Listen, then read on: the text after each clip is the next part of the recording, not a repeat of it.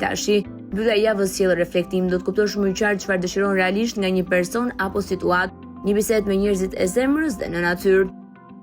Demi, do të ndihesh më i qetë emocionalisht dhe më i sigurt për të ardhmen.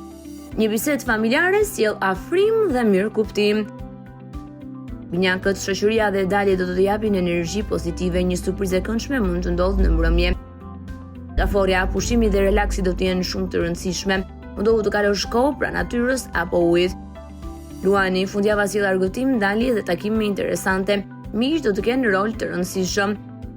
Virgjëresha, fundjava sjell nevojë për qetësi dhe pushim. Një aktivitet relaksues apo kohë në natyrë do të bëjë shumë mirë. Peshorja, një reflektim i thellë do të ndihmojë të kuptosh më mirë se çfarë kërkon nga marrëdhëniet dhe ardhmja.